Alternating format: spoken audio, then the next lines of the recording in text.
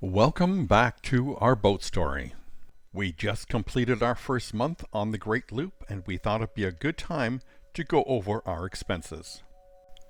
Just to recap, we left Blades, Delaware to the Chesapeake Bay, crossing the Chesapeake and Delaware Canal to Cape May. From Cape May, we headed north on the Atlantic to New York City, up the Hudson, and followed the Erie Canal onto the Thousand Islands. Once in Canada, we headed west via the Trent Severn Waterway to the Big Chute Marine Railway. Aloha! We are Sava, Cynthia, and Alex, along with our two dogs, Lucy and Shadow. We're traveling America's Great Loop, a 6,000-mile North American waterway from Florida to Canada and back down via the Mississippi. Follow us on this journey on our boat called Mahalo. So let's get started with our first month's expenses. Since there were no groceries on the boat when we started, we needed everything from salt to the Instapot.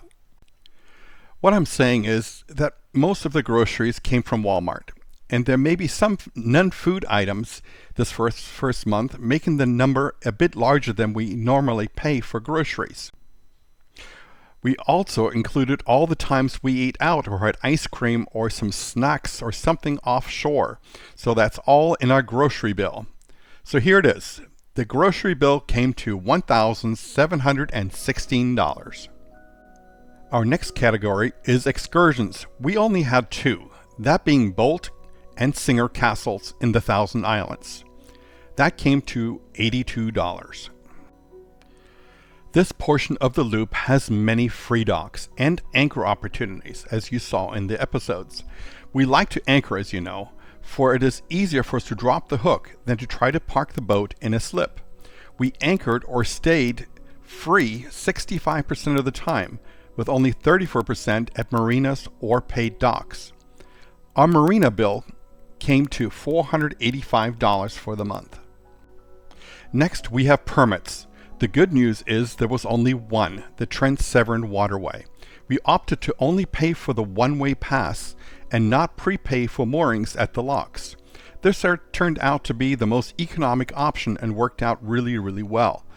The Erie Canal had no fee this year, so our permit bills came to $185. We left the maintenance category in only for reference because everyone has a different boat which may require more or less maintenance than ours. We had two engine repairs. One was the fuel solenoid and the other was the raw water intake hose, both for the starboard engine. We did not include the new 20 horsepower Suzuki outboard that was stolen, worth $3,000, or the brand new replacement 20 horsepower Yamaha outboard for $3,400 that we lost in the Chesapeake Bay. Then, of course, we had to pay for a replacement outboard, the Tohatsu 15 horsepower, for $950. As you can see, that's almost $8,000 in outboards. It's rare to have so much bad luck in outboards in 1 month. So the total maintenance bill came to $383. The next category is insurance. Very simple, our boat insurance is for the Progressive and it includes the Bahamas. And our insurance bill for the month averages out to $155. Our next category is internet and cell phone bills. We loved our Starlink on the boat. It worked out really, really well and was super fast. With our cell phones, our internet expense was $298. Remember, this is for 3 people. You may only be 2 on your boat. And now for everyone's favorite category, fuel. We filled up 4 times.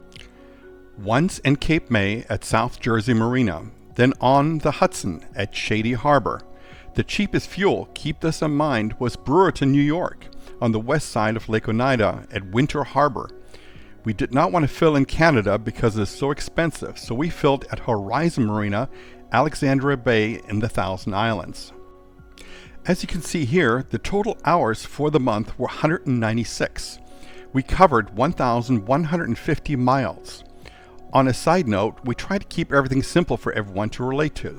So we use regular statute miles, the same as when you travel in your car. We also use miles per hour, not knots, when we talk about speed.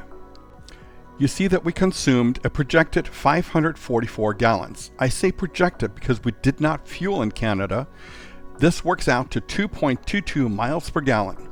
Things to note if you plan on doing the loop is that you will use more fuel on this portion of the loop, mainly because there are large bodies of water to cover with greater distances for the day, such as the Chesapeake Bay, the Atlantic, Lake Oneida, Lake Ontario, and Lake Simcoe.